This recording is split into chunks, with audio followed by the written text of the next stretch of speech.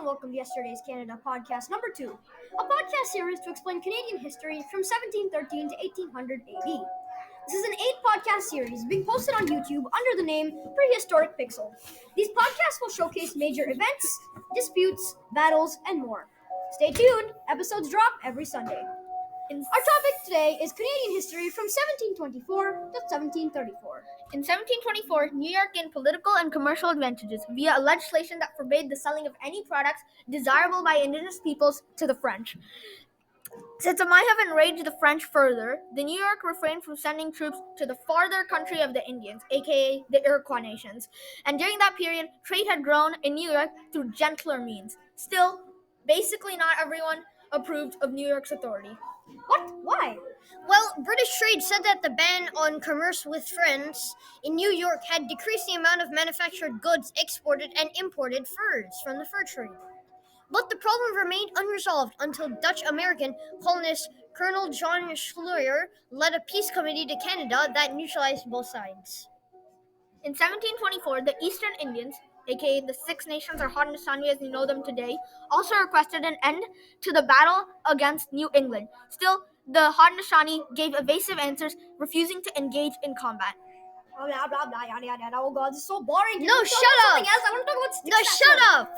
Next, in 1724, Lieutenant Governor Dummer of Massachusetts forced the Nova Scotia Council to enumerate demands it had for a peace treaty that would put an end to the conflict with the government of the indigenous peoples.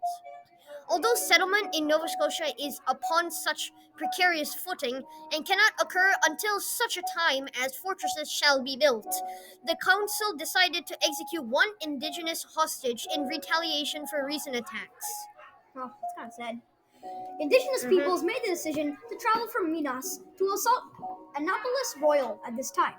Specifically, several males from St. John River made this decision. When asked about the Annapolis attack, Acadian lawmakers prevaricate, but the council is too weak to resist an insurrection if they are penalized. The Catholic priest is permitted to relocate into the province by Nova Scotia Council, since he requested authorization, which promotes conformity. That was Another demand.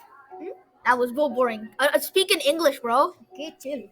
Another demand for Six Nations to join Massachusetts in a fight against Indigenous people was made in 1725.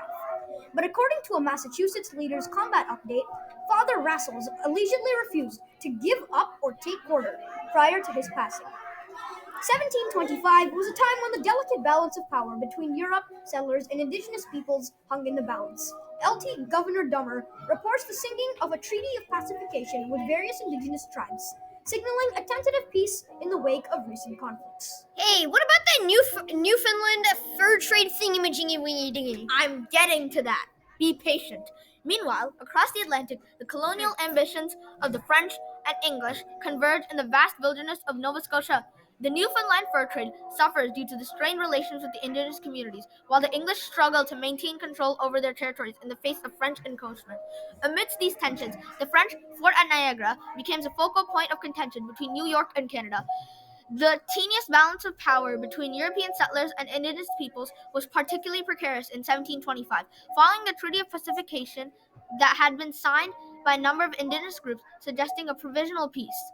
In the meantime, the immersed wilderness of Nova Scotia, the colonial aspirations of the English and French collide across the Atlantic. Tense relations between the English and indigenous people hurt the Newfoundland fur trade, and the English fight to keep control of their lands against French incursions. Yeah, go English! Okay, whatever. In the midst of these conditions and conflicts, the French fort at Niagara turns into a major source of disagreement between Canada and New York, illuminating the interactive web of indigenous alliances and colonial relations. In order to maintain control over the lucrative fur trade, the French built trading posts and forts across the interior of North America as the decades go on. Decision by them. That's true. In this massive game of territorial expansion, Risk? No, Caton. Individuals like Pierre Gaultier, de Varnes, et de la Verdière emerge as crucial figures. However, achieving a domination is not without its difficulties. The Natchez launched a deadly attack on French outposts in 1730, setting off a bloody struggle that would forever alter the political face of the area.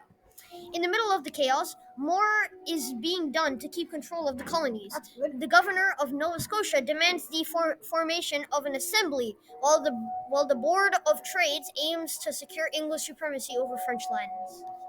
That is all for today's daily podcast. Make sure to subscribe to Prehistoric Pixel and stay alert for the next episode in the series. This is Yesterday's Canada, Tuning out.